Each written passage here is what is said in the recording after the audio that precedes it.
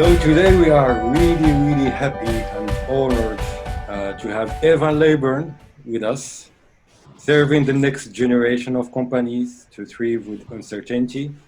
He is the founder of the Business Agility Institute. Evan, you are really welcome, and we thank you for your presence with us today. Thank you. Thank you very Well, much. thank you. It's absolute delight to be here. And as I was saying a few moments ago, this community is very vibrant, and it's a delight to be invited to be a part of it, albeit for a short time. I am based in Melbourne, Australia, hence the accent and the fact that it is nighttime and very dark outside. But one of the other elements, cultural elements of being Australian, is that we are very relaxed. If you have questions, please ask them. There is a reaction button at the bottom of the Zoom window. You can raise your hand using that, or you can type something in the chat. I will have that open to the side, or you can unmute yourself and just ask your question verbally. The downside, of course, being Australian is I don't speak French, because Australia is so far away from everybody, we don't speak any other languages. It is quite painful. But if you can bear with me in English, I'm going to be spending the next 20 minutes really diving into business agility and the specific topic called certain uncertainty. What it means to be an organization in the modern economy. So just bear with me for 2 seconds while I share my screen. And there we go. I hope everybody can now see that. So, first of all, let me make one very clear point. Uncertainty, disruption, right? Ambiguity, VUCA. None of this is new. We have been talking about uncertainty for not decades, not even centuries, but thousands of years. There is an amazing story by Aesop called The Oak and the Reeds. 2,500 years ago. It goes as follows. A very large oak was uprooted by the wind and fell across the stream. It fell among some reeds who it thus addressed. I wonder how you, who are so weak, are not crushed by these strong winds. The reeds replied, you fight with the wind, and therefore you are destroyed, while we bend beneath the least breath of air and thus remain unbroken and escape. That is one of the best descriptions of agility I have ever read. And that is from thousands of years ago. There is nothing new in the concept of agility. Perhaps what is new is how fast and how dynamic the current marketplace is, and the fact that as organizations, there is no such thing as too big to fail. The current COVID-19 crisis definitely demonstrates that. So I'm going to ask you to open up a browser, whether it's on your computer or your phone, and I want you to go to this URL. Let me just polev.com/bizagility. And I want you to write in one word, what kind of leader you want to be. I'll give you a second, a couple, like 30 seconds to do that.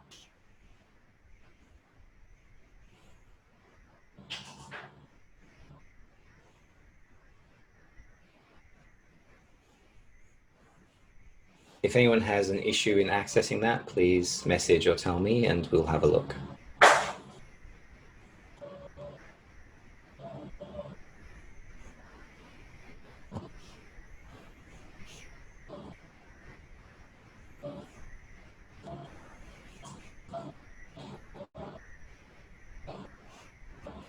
This should load any second. The joys.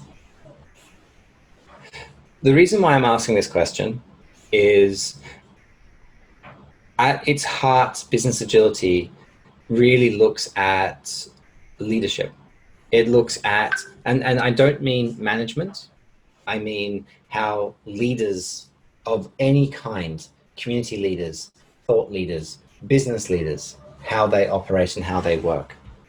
Are people having problems in accessing this? No? I think, did you copy the link No, to the chat? it's okay. It's coming up. It just took a time. It just took its time to update. Inspiring, empowering. These are fantastic words. I love the word inspiring because at its heart, a leader, especially in an agile organization, is one who inspires people to follow them. It is not someone who tells, instructs, directs what to do, but instead is a role model for the mindset of agility, and people follow quite naturally. Adaptive, servant leader, absolutely. Empowering, I think that goes very much with inspiring. You can't be both. So this is a fairly small group, so I will move on. When we talk about leadership, this becomes important to understand what you need to do inside your organization to be agile. So normally at this point, I would show a little video that sort of talks about the need for agility. But you know what? I don't think I need to. Right now, COVID-19 has given all of us a burning platform. The need for agility is so obvious that most organizations on the planet, in every country, are looking to people like you, people like us, to go, how do we survive? How do we thrive? So what I'm going to do is I'm going to talk to you about how do you survive? How do you thrive? What you're seeing here is what we call the domains of business agility. This is a model. It's not a framework. It doesn't tell you what to do. It doesn't tell you how to do it. What it tells you is what not to forget. So when you are working inside your organization, when you are working with a client, when you are working with leaders across any company, think about the journey that they are on. Think about the journey that you are on and ask yourself, what have we forgotten? Are we looking at our organization as a system? This is systems thinking. Or are we running an agile transformation, right? Focusing on Scrum or SAFe? Because the sad reality is that Scrum, and I love Scrum, I'm a huge fan, is insufficient. SAFe is insufficient. Less and DA and beyond budgeting and every single framework that you have is insufficient in its own. Right? And there's two key points I'm going to share, and then we're going to dive into this model. The first concept is called theory of constraints, right? Or specifically, with apologies to Eli Goldratt, it's Evans' theory of agile constraints. If you are familiar with the theory of constraints, you will know that it says that in any process, there is a constraining factor. Right? If it's a production line, you're building a car, and the engine team is the constraining factor, then it doesn't matter how fast your the team that's installing the doors is, right? Because you can only produce cars as quick as the engine team. So if you're going to optimize, transform your organization, you're going to do so ideally at that constraining point. The corollary to theory of constraints is that there is always a constraint. So if you started with the engine team, and that is now more efficient than it was before. It is more adaptable. It is faster. It is better, higher quality. Right? The question becomes, what is the new constraint? And there's always a new constraint. So let me extend this to Evan's theory of agile constraints, with apologies to Eli Goldratt. An agile organization is only as agile as its least agile part. Think about that. It's quite natural for agile to emerge in technology, in software. 30 years ago, right, in the 80s and the 90s, it took years to bring a product to market. Right? 2, 3, 4 years was not unreasonable. Right? So as a response to that, agility, as a need to create agility in the system, right, agile, as we think of it, as we know it, emerged. Fast forward then to about 10 years ago. So 2003, 2004, 2005, I started doing agile back in 2003. We were doing Scrum. I was a director in the Australian government. So we had a Scrum team. We were developing software. It was good, right? But where did those changes go? Because they didn't go to the customer. They went to staging because operations controlled the deployment. So we had to wait for a release window in order to deploy. So the constraint to agility, we were making changes every 2 weeks, but the constraint to agility was now operations. So what do? We invent DevOps as a society. Fantastic. Once we invent DevOps, there's a new constraint. Now we have an engine that can create change every 2 weeks. We have a release system that can deploy change. Every Amazon statistic, they deploy change every 11.3 seconds, something like that. So think about it. If you can release change so quickly, where's the constraint? And I'll tell you, it's the broader business. It's HR, it's finance, it's marketing, it's compliance or governance. It doesn't matter if you can release every 11 seconds, if it takes you 3 months to hire the right person, or it takes you 18 months to get a budget approved. Right? Those are your constraints to agility, not Scrum, not your software teams, which means that all those transformations that you're doing have what we call diminishing returns. Right?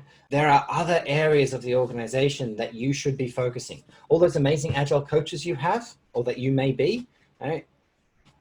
Are they in the right place inside that organization? Are they transforming the right elements of the organization? So what I'd like to do is I'd like to introduce you to this model, the domains of business agility. This is a very simple model. As I said, it's not a framework. It's not going to tell you how to do anything. What it is, however, is those characteristics that make up an agile organization. And as we go through this, I want you to ask yourself, is our transformation focusing on the right thing? Or are we focusing on the easy thing or the area that we've always focused on?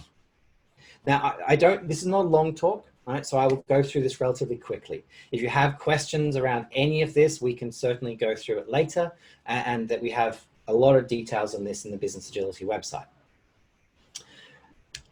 At the heart is the customer. So think of the customer as why you are in business. The customer is your purpose. And I'm going to say something that may be controversial to some of you. You are not in business to make money. You are in business to serve your customer. You need to make money in order to stay in business. So profit, and there's a great quote by Frederick Laloux. Profit is like the air.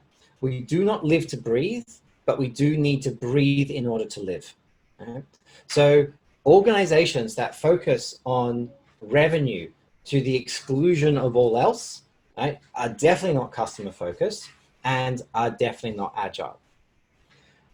In the outer ring, we have, so if this is if this is why, these three are who. And if you'll give me 1 second, Priya, could you please close that door? Could you please close that door?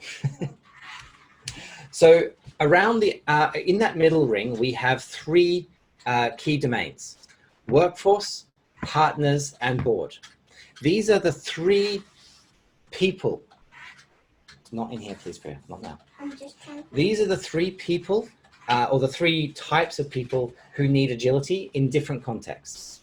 The workforce, they're the people who create value in your organization, whether they are employees or contractors or contingent or gig workers, it doesn't matter. Right? These are the people who are creating value. They need agility. This means your HR functions, your HR policies, the way that you engage with the workers inside your organization must be agile at all levels. Your partners, the broader ecosystem. No company exists in isolation. So what does this mean? This means that you need to have agility in your suppliers, in your distributors, in your vendors. Again, theory of constraints. You might be the most agile organization on the planet, right? But if your distributors can't give you feedback from the customers in a quick enough way, then it doesn't matter how agility you are because you are constrained by your partners, right? And the same is true of your suppliers or your vendors or anyone else in that ecosystem. The board, right? The board of directors as the representation of the owners, the shareholders of the company. I have seen more transformations fail because the board do not understand either agility or, in the worst case, they do not understand the customer, because the board is quite often the furthest people from the customer. So if they do not have agility, right, then with a single decision, a single comment, unthinkingly spoken, can destroy everything that you're working towards. So then we go to the outer ring. Right? Leadership, individuals, and operations. If this is why and this is who, this is what. This is what you need to be. Not how to do it, that's your choice. There are 1,000 different ways of doing it, but this is what you need to be. We'll start with the leadership domains: people management, one team, and strategic agility. People management, management has become a dirty word. And yet we know that more people leave companies because of bad managers than any other reason. This tells us that management is vitally and fundamentally important.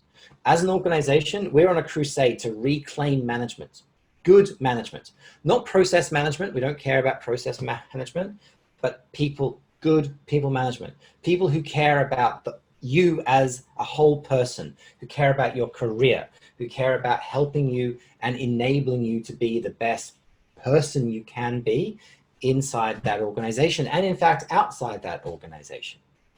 The other key point I will make about people management, right, is that as it is a skill and it can be learnt. Right? We need better managers in organizations all around the world. For those of you who are quite familiar with like advanced forms of business agility, you may have come across a concept of self-management. I want to be absolutely clear. Self-management does not mean no managers. Self-management means everybody is a manager, which means the skill of management becomes even more important.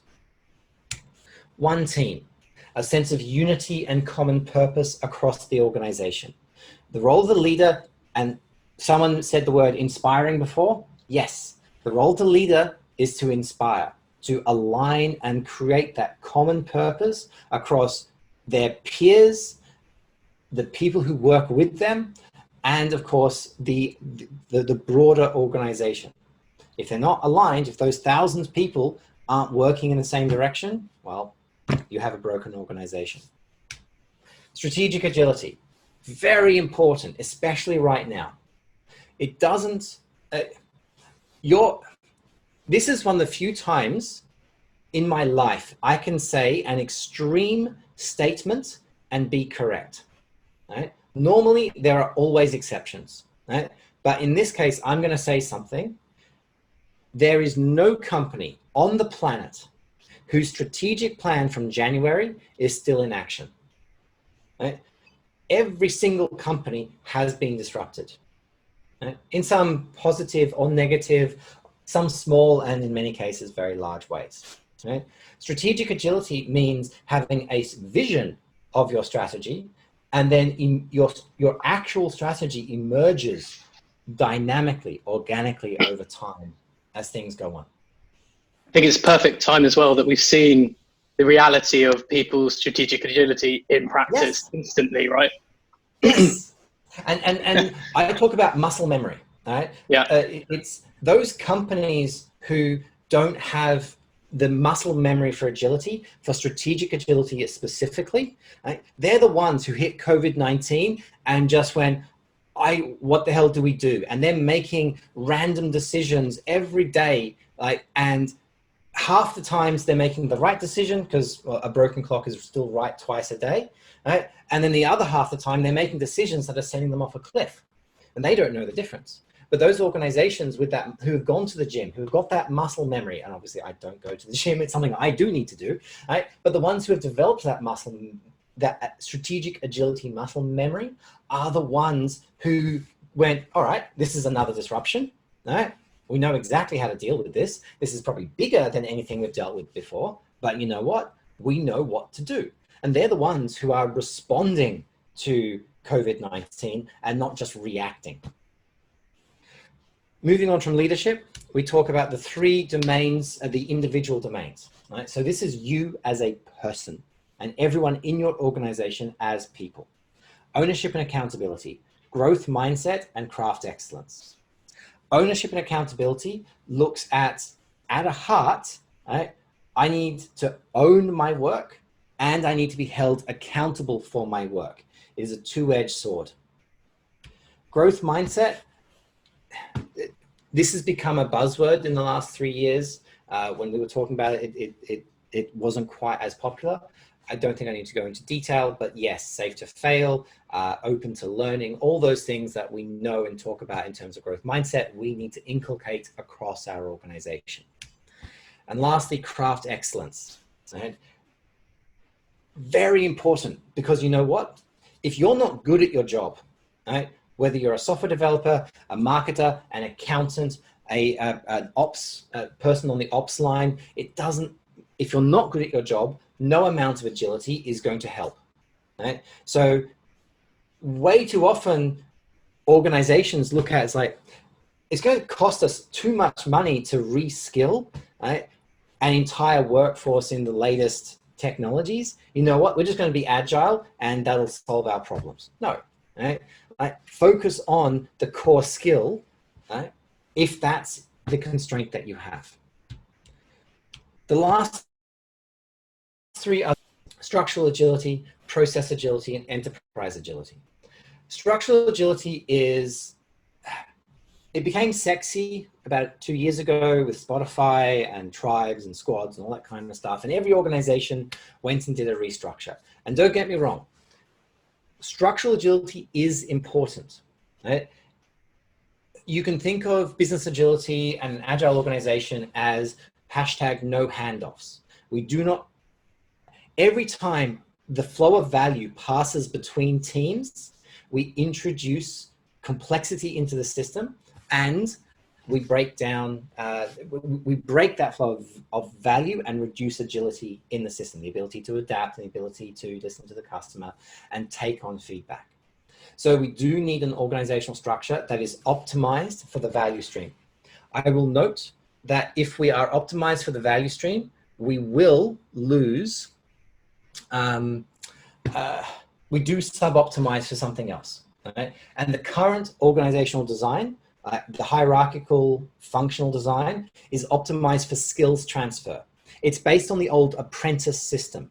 An apprentice blacksmith apprentices to a master blacksmith to learn the skill. Right? And our entire business model has grown from that apprentice system. It was fine when you don't need a team of blacksmithies,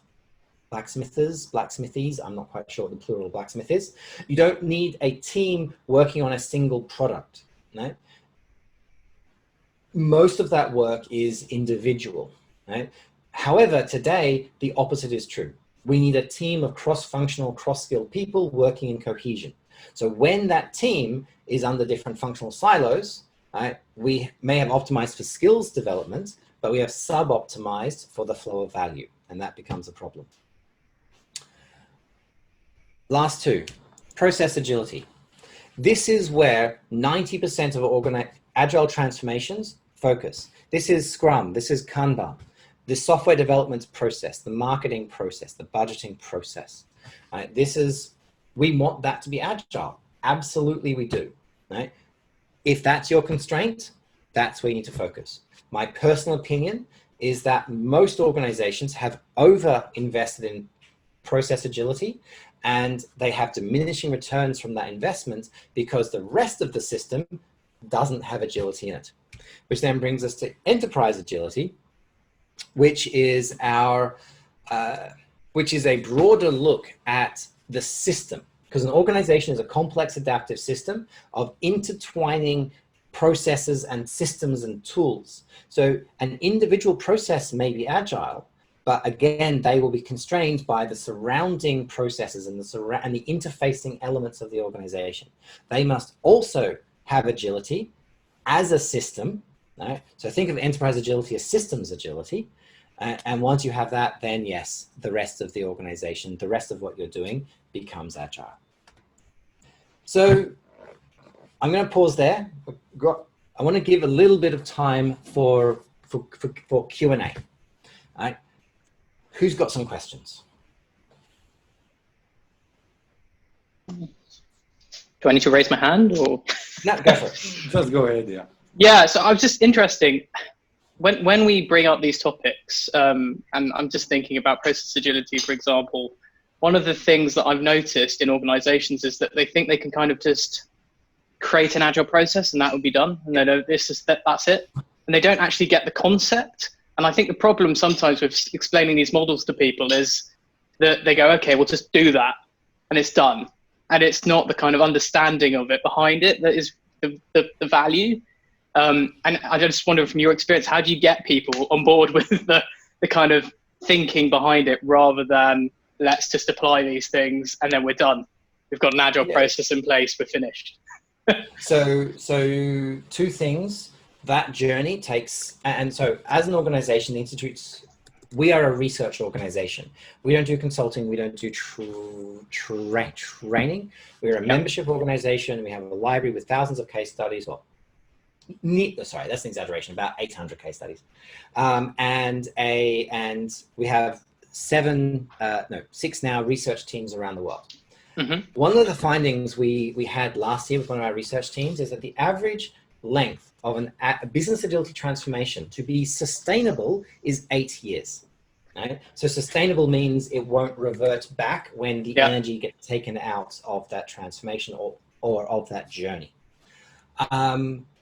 Now, there are obviously you get benefits well before 8 years. You get benefits starting in about 6 months, especially if, in fact, some of these areas like customer, if you focus on the customer, you actually get benefits in about 6 months versus some of the others like structural agility. You don't actually get benefits from a structural transformation until about 2 years after the fact. But process agility, so as an organization, you need to understand that these cultural changes will take a lot of time. And in some cases, it doesn't matter where you start. Right? But what matters is that you move around. You've got to touch all of the domains. Yeah. Ideally, where the organization is constrained culturally. Right? Is it strategy? Is it the board? Is it the partners? Right? So focus on the constraining factor. Right? But just get started and start moving. Don't expect cultural change to happen within 6 months or 12 months or even 2 years. The change will occur when people see the value of the change. And that is a very personal thing for each individual. And some people will never make it, to be honest. Some people just will be gone. Really insightful, really insightful. Thank you very much, Evan, for sharing all these cases with us and all these insights. Thank you very much. It has been a pleasure to have you here.